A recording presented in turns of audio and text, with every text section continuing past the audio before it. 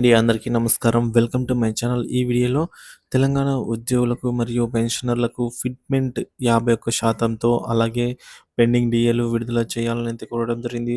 దీనికి సంబంధించిన తాజా సమాచారం మనం ఈ వీడియోలో తెలుసుకుందాము. వీడియోని అయితే ఎక్కడే కానీ స్కిప్ చేయకుండా చివరిదాకా చూసేయండి. అప్పుడే ఇన్ఫర్మేషన్ పూర్తిగా అర్థమవుతుంది. వీడియోకి ఒక లైక్ చేయండి ఫ్రెండ్స్. అలాగే వీడియోని తోటి ఉద్యోగ పెన్షనర్ మిత్రులతో అయితే షేర్ చేయండి.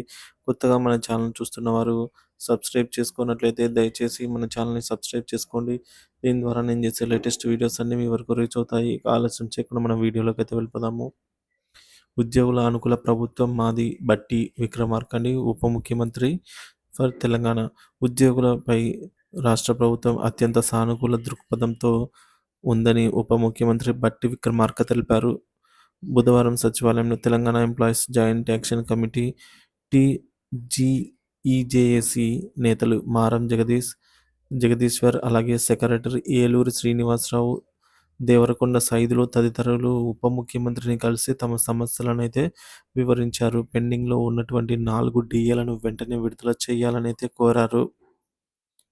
వెంటనే వేతన సవరణ కమిషన్ అంటే పీఆర్సీ నివేదికను అయితే వెంటనే తెప్పించుకొని అమలు చేయాలని, ఉద్యోగులకు 51%తో ఫిట్‌మెంట్ ఇవ్వాలని అయితే కోరడం జరిగింది.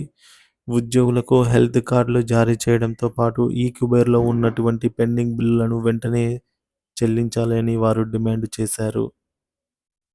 ఈ-కుబేర్ వ్యవస్థను రద్దు చేయాలని ఉప ముఖ్యమంత్రిని కోరారు. ఎన్నికల సందర్భంగా బదిలీ చేసినటువంటి ఉద్యోగులను తిరిగి వారి పాత ప్రాంతాలకు పంపాలి అని కోరారు. బట్టి విక్రమార్క స్పందిస్తూ సమస్యల పరిష్కారానికి ఉద్యోగులతో ప్రభుత్వం ఎన్నిసార్లైనా చర్చించేందుకు సిద్ధంగా ఉంది అని చెప్పారు. వరద బాధితుల సహాయానికి ఉద్యోగుల ఒకరోజు వేతనం విరాళంగా ప్రకటించారు. సెప్టెంబర్ నెలలో నుంచి ఆ మొత్తాన్ని తీసుకోవాల్సిందిగా బట్టి విక్రమార్కకు అయితే విజ్ఞాపన పత్రం అందజేసినట్లుగా వారు పేర్కొన్నారు.